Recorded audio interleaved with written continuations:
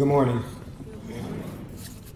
My name is Kawan Kelly Gilmore, a junior business administration major with a concentration in management, and we are the brothers of the Delta Mu chapter of Phi Beta Sigma Fraternity Incorporated. Mr. Dwayne M. Cosey is a proud May 2016 graduate of Bowie State University, where he earned a Bachelor in Science degree in Communications Public Relations. Cosey, as he is affectionately called, spent his time at Bowie being a part of the culture of influence and change. In his time at Bowie State, he served as president of multiple student organizations, a member of the Judicial Board, and intern with the Office of Student Affairs. Cosey continues to serve Bowie State as the volunteer coordinator for the Curriculum and Culture for Ignite, a male leadership and development initiative which he aimed at defining the culture of the campus through the men of the campus. In that role, he is responsible for the design and facultation of weekly leadership training and empowerment sessions, as well as service activities, retreats, and other activities which build brotherhood and foster positive emotional health, self-awareness, and community investment. Cosey has been honored and recognized for his leadership both on and off campus, including, but not limited to, Bowie State presidential leadership, the Black Male Gender Student Leadership Award, and Phi Beta Sigma Fraternity Incorporated DC Collegiate Member of the Year. In his current role as the Director of Culture and Empowerment and Restorative Justice Coordinator, as well as member of the Culture and Restorative Efforts Team at the newly opened all-boys Ron Brown College Preparatory High School, he tirelessly and passionately serves the young kings by providing support in the way of social-emotional development, personal growth, relationship building, and providing developmental support for sustained holistic health. Cosey has served and continues to serve as a mentor for many young men and is seeking to create a consulting firm which focuses on Black male personal and leadership development. His conviction is that each of our lives' purposes are designed to benefit and develop the purpose of others, and he lives it out through his personal creed, your best you is your only option. Cosey is in the process of publishing his first book, recently co-founded a creative writing and production company, wrote the film Entertainment, and is currently a graduate student of sociology at Bowie State University. His dream is to serve as HBCU president.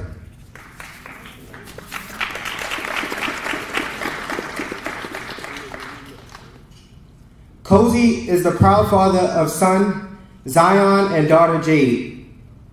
He is one of the most committed men I have ever met, and I am proud to introduce to you our amazing Founders Day keynote speaker, Mr. Dwayne M. Cosey. Please join me in welcoming him to the podium.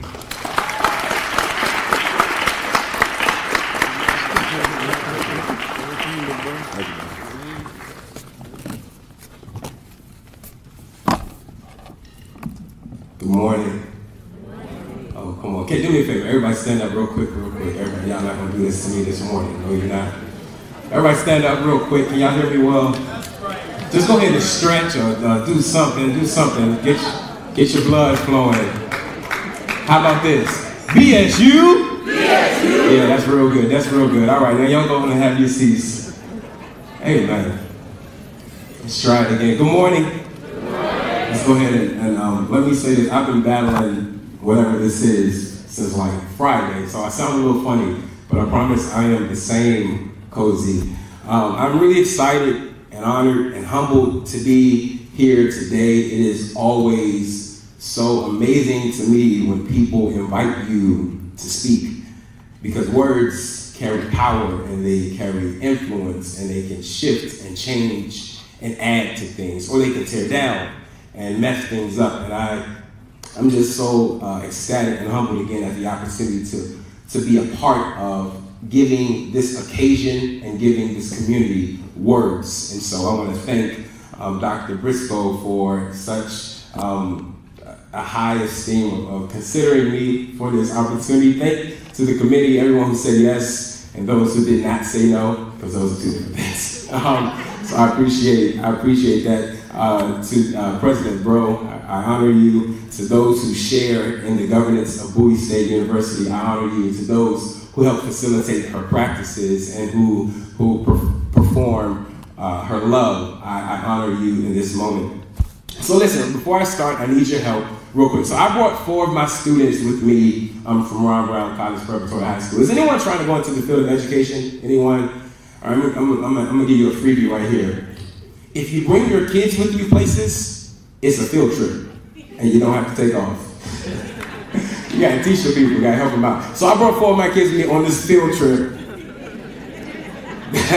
On this field trip. And I need some help because, so last week we were in the wake of the untimely death of community developer, philanthropist, father, business and real estate mogul, Nipsey Hussle. I was, yes, climbing up the list. We had an opportunity. I was talking to some of my students. We converge every morning, and we were talking about ways that we wanted to leave our legacies. And one of my students said, in the midst of everyone yelling out all the things that you normally would hear, one of my students yelled out, "Motivational speaker." And I thought that was powerful because quiet as it's kept, I too want to be a motivational speaker when I grow up. And so I said, well, you know what? I feel like this would be a perfect opportunity to show you what your future could look like if you continue to fan the flame of being a motivational speaker. So I know you guys are going to help me because we're family, and I know y'all love me, and I love y'all, so y'all going to do this favor for me. I'm going to introduce him as though he is the keynote speaker, okay? That's what I'm going to do. And what you guys are going to do, you guys are going to give him a glimpse of what his future is going to look like. Y'all with me? Now listen, all these little baby claps y'all been doing all day, like y'all ain't ate this morning or something. We're going to show this young black man what his future could look like if he so chooses to continue to fan the flame and rise to excellence. That's y'all's theme, right? Fan the flame and rise to excellence. So, ladies and gentlemen, if you would do me the kindest favor and help me to honor and celebrate the man of the hour, a man of inspiration, a man of legacy, a man of hope, a man of truth, a man of integrity. Ladies and gentlemen, I'm bringing to you Mr. Malik Claiborne. Malik, stand up.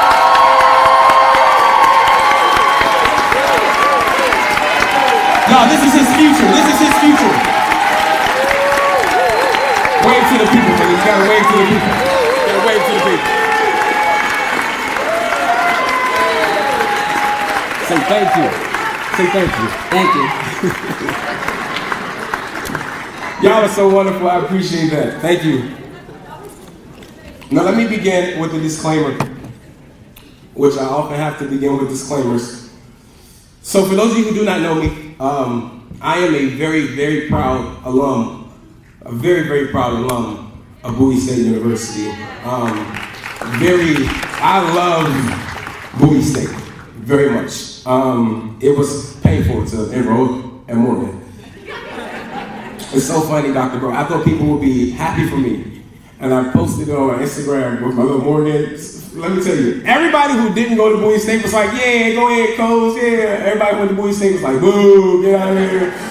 I was like, let's tell you, family be the ones. I have a deep affinity and affection for Bowie. It is unwavering, all right? And in my description of Bowie State, I always refer to her as my mother. I always refer to Bowie as my mother because if you think about what she's done for you and what she's done for me, she is personified as a mother figure. She has took me in and nursed me in some of my socially infantile stages to places of maturity. She's nourished me where I was without nourishment and gave me the things that I needed to sustain my life. She taught me how to walk circumspectly. She gave me footing in places where I was without stability. She built my confidence by lavishing support on me. She enhanced my self-image. She increased my self-worth. She challenged my understanding. She stretched my perspective. She confronted my intolerances. She grew me. And she did so with grace and patience, like a mother. She's chastised me and disciplined me on many occasions when I was wrong, and she celebrated me and honored me in the times when I was right. She's fed me when I was hungry with more Bowie wings than a man ever knew he wanted. I never knew I wanted so many Bowie wings. She's given me more free t-shirts than I have room to fold. She's watched me fall and was there to pick me up. She's given me brothers and sisters. She gave me family I didn't know I needed. And it's through her bloodline because, yes, she has bled for me. It's through her bloodline that I am connected to generations of heroes that have come before me, and I am the progenitor of heroes that will come after me. Legacies that will live on long when Cosey's gone. She's given me her name.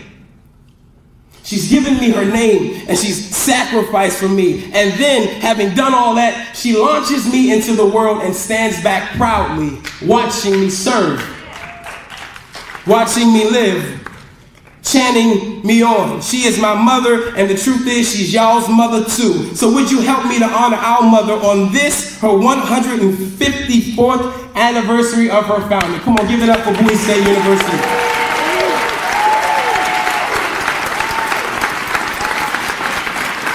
She deserves it.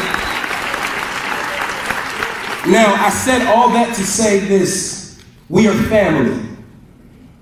We might as well be at Big Mama's house in the living room or the front room. I never knew the difference.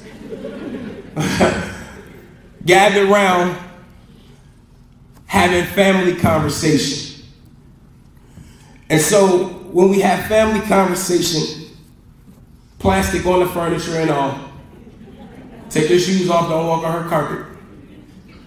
Is that okay if we have some family conversation this morning? I said, is that all right if we have some family talk this morning? So I gave a lot of thought to the thing. I gave a lot of thought to it. I gave a lot of energy, Dr. B, to this theme of fanning the flame and rising to excellence. I gave a lot of thought and effort and consideration to the theme and the audience and the occasion. I sat and I cogitated on this. I mulled it over. What should I say? What should I do with this moment? Because this moment was special and I never have this moment again. So I had to make it count. I had to say the right thing. I had to do the right thing. And then bam, nothing. G, not one thing. You hear what I'm saying? Nothing came to me, G. I was like, can they play something? I don't know. Nothing came. But I knew that nothing wasn't good enough. So when I went back to contemplating and cogitating and considering, because this moment was too big, it was too special, and I never have it again, so I had to make it count. And then I had a thought regarding me having the thought. And my thought was this: Cosey, how come this moment warrants so much intention, so much effort as opposed to other moments? Why is it that we maximize and focus our efforts around moments that we perceive as large, as if purpose only exists when there's a lot of people watching? Why is it that while most of life is lived off stage, we seem to sensationalize moments on stage as if they weigh more? You see, what I recognize in my thinking and in your theme is the principle that made me have all these questions. Fire, flames, they're interesting, right? Because if you add air to fire, it spreads.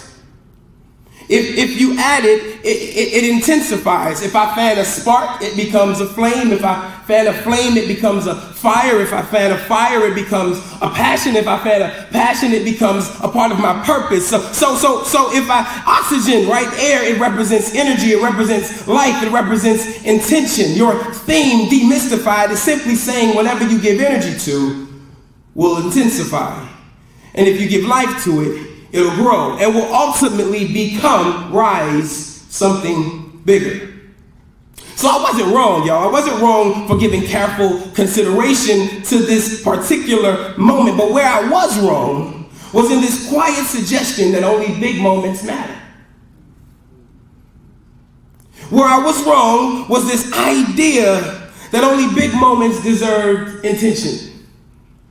The truth is, and what I've come to realize, y'all, is that every moment deserves the same level of intense intention. Every moment deserves the same level of effort, because every moment matters. Say that to them. Say, every moment matters. And if this is true, if every moment matters, then what that simply means is that I'm always fanning something. Everything I do, every single moment, big, small, macro, micro, massive, and minute, every moment I breathe, I give life, I give oxygen, I give air, I fan some spark, some flame, some fire, some product of my purpose is being built. Everything I do. The words I say, the conversations I have, the people I engage, the way I love, the way I serve, the way I teach, the way I study, everything we do fans something. So the question of the hour is not if we are fanning. The question of the hour is what? What are you fanning? If we are to fan something that is rising to excellence, then we have to do more than fan together. We gotta fan the same thing. If you came to, if we're working on a project and you came ready to build a computer, and I came ready to build a house, we can't work together because our aims are different. So it's not just that we are working at the same time, but that we are working on the same things. Y'all with me? So what are those flames then, Cozy? Somebody asked me, say, what should we be fanning? Ask me again. Say, what should we be fanning? I'm glad you asked. Here are my suggestions, and they're just that, because I don't know nothing. Okay.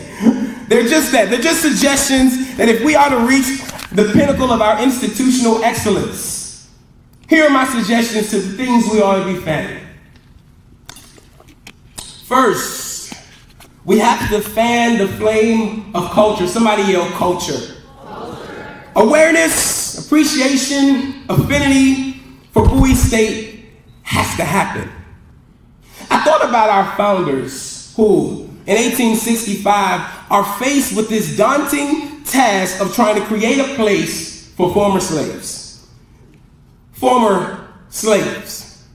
They have got to try to redefine a culture of enslavement to a culture of empowerment. That's a big job. The culture of a place is the character of it's what people talk about when they talk about you. It's what people feel. It is who you are. It's who you are. It is the things you're known for. It's the things you don't see but you feel. And when an institution, when a place loses its culture, it loses itself. It loses itself. So culture is to be pervasive, which it is. If it's to be productive, if it's to be purposeful, and it is, then one, it has to be intentional. Someone say intentional. We have to define what Bowie State is, who she is, what she stands for. Now, I know y'all like Cozy, we have the 5 core values for that. And yes, we do. But here's my question. What does that mean to you? What does it mean? Right? How do those values, how do they show up and manifest in your day-to-day living on this campus? How do we show up? How do they show up in every classroom and around every conversation and every program? How do we exhibit who we are consistently, cooperatively, in the way of our culture? Culture is not merely what we have printed on paper, but it is what we put into practice. I learned a long time ago at Bowie State, you can't just be paper. All right, culture is the pulse of our school. And it is the heartbeat of who we are. So it has to be intentional. And then consistent. Someone say consistent. It got to be consistent, because an irregular heartbeat causes for things to increase the danger of our health. If our culture isn't consistent from office to office, if our culture isn't consistent from classroom to classroom, from department to department, then we put ourselves in a position of institutional danger. No one on this campus should feel more loved by student affairs than they do by institutional advancement. No one should feel more loved on one side of the road than they do on the other. The love that I get at Bowie State, I should feel it everywhere I go, with every person who bears the name of Bowie State. I should feel it from the president down to Thompson's. I should feel it everywhere I go. Because it's the same. We got to have the same heart. Culture also has to be everywhere. It has to be in every action of every employee, of every day, of every moment. It's not something we do, it's who we are. It's not an act, it's a being. It's in every dorm, it's in every class, it's in every office, it's at the core of every interaction. It's everywhere. So we gotta fan the flame of culture, but also we gotta fan the flame of community. Somebody shout community. Community. You gotta give life to the people you serve. Let me say that again. You have to give life to the people you serve. And here is why. Here is why, and this is for everyone, right? Not just professors and deans and administrators, but students and staff and security. You gotta build the people you serve, because the truth is, at HBCUs, you are the people you serve. We cousins and nephews and aunties. Somebody in every office remind me of somebody in my family. Everybody. Y'all the same way too, don't do that to me.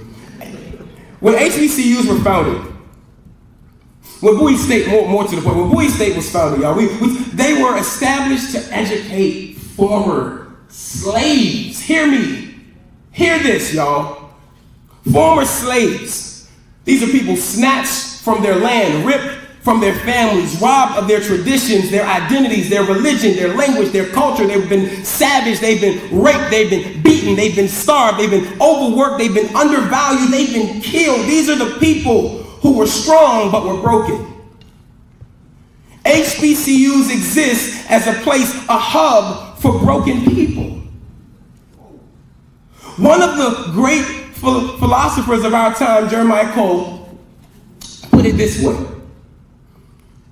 Too many brothers in cycles of jail, spending their birthdays inside of a cell.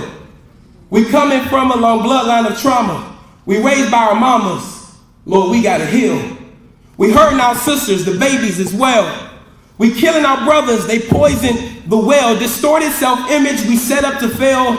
I'ma make sure that the real gonna prevail. Here's the truth. Stats show this. That black children have been identified as having the most engagement and experience with childhood trauma of all demographics in America. 98% of our campus are black children. We're broken, but that's the beauty of our mother. She welcomes the broken. We're hurting, and we're traumatized. And she welcomes us to spend 4 and 5 years with her.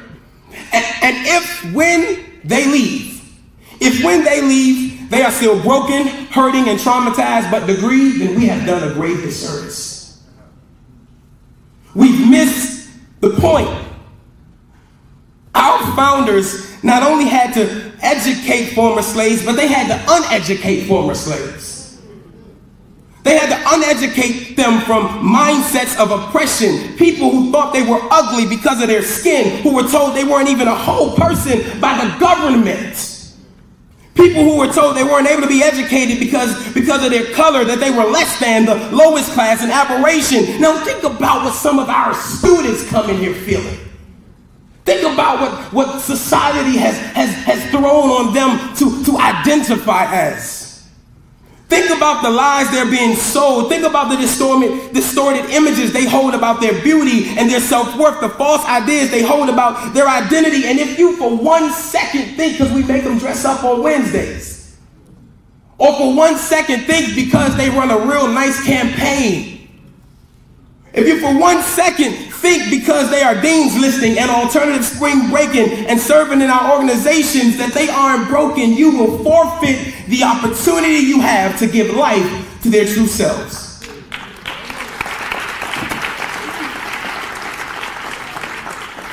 The beauty of the HBCU, the beauty of Bowie State is that we get to love those who need it the most.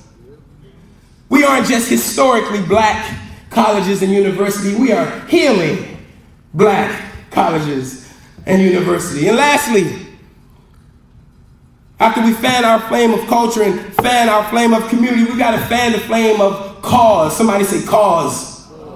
There is a popular social media hashtag when it comes to HBCUs, and it says, "I love my HBCU." Y'all ever seen that one? I say y'all ever seen that one? Y'all gonna talk to me, I'm talking to y'all, talk back. That's rude, that's just crazy. It's crazy how people do it. I love y'all. I love my HBCU. How many of y'all would say I love my HBCU? Show of hands. 1, 2, 3. Okay, it's a good number of y'all. Can I tell you what I think though? I don't know much, but let me. Here's what I surmise. I think people have confused love with being in love. Can we talk for a second in Grandma's house in the front room? Yeah, you know, love and fix a relationship gone wrong right over in love. It's a state. As its name would suggest, it means you exist within a thing. It's a feeling. Somebody say feeling. Love, though, not necessarily a feeling. It's an action. Truth is, you don't always feel like loving. I'm gonna leave that alone. When we talk about in love, we're talking about this feeling, this obsession, this possession, this elation, this infatuation, something that someone, right, that brings these feelings over me that cause me to want to be in this thing. And because I like the way I feel with you when I'm with you, I want to be with you. And I like the way I feel when we talk, I want to talk to you. And because I like the way I feel, but what happens when I don't feel that way no more? This is why love is a response. In love is a response as a feeling, which is why people fall out of love when things don't feel good. But love isn't feeling based. It is a response and an action based on obligation, and it is obligation based on the understanding of the cause or the heart of a thing. I was a pretty good kid, but I know there were times my mama didn't like me. But her not liking me didn't stop her from feeding me. Her not liking me didn't make her walk out, because mom loved me. I may not like you right now, but your cause to me, your heart to me is bigger than what I feel right now. So though the card office kind of threw me off and financial aid messed some up and conference services can't seem to get it right, because I love you, I ain't finna blast you on social media and act like we not friends no more.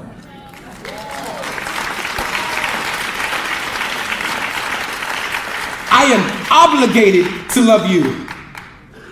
I'm obligated to love you. So what does this mean, Cozy? How do we get from fanning the flame to love? I got you. So HBCUs are being shut down and closed and losing their accreditation at alarming rates. And if we don't fan the flame of our cause, our heart, all we will have left of Bowie State is precious memories. Our cause is not simply the education of black students, but the preservation of all things black. No one else can do what we do in the way we do it. Towson is cool. It ain't Bowie State. College Park is all right. It ain't no Bowie State though.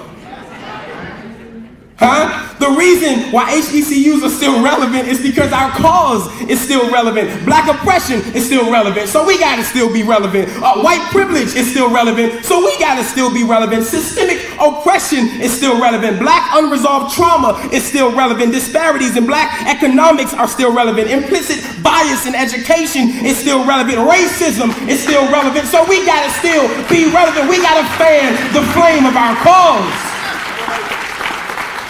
As long as black boys are still being criminalized, we gotta keep rising to excellence. As long as black women are being over-sexualized and told that they're too loud or too aggressive or too mad, we got to keep rising to excellence. As long as black children are being called ugly because of their skin or their hair texture, we have to keep fanning the flame and rising to excellence. As long as black boys still believe that the only way out is with a ball in their hand or a mic, we have to keep rising to excellence. As long as those in the LGBTQ community are still mistreated and unloved, we must still rise to excellence. As long as we live, as long as black lives, we must still fan the flames. And in doing this together, corporately, fanning the same flames, giving the same life, the same energy, the same intentionality to moments like these and those that we'll never see on large stages. If we keep doing that, then we will reach the place of excellence where we so rightfully belong. God bless you.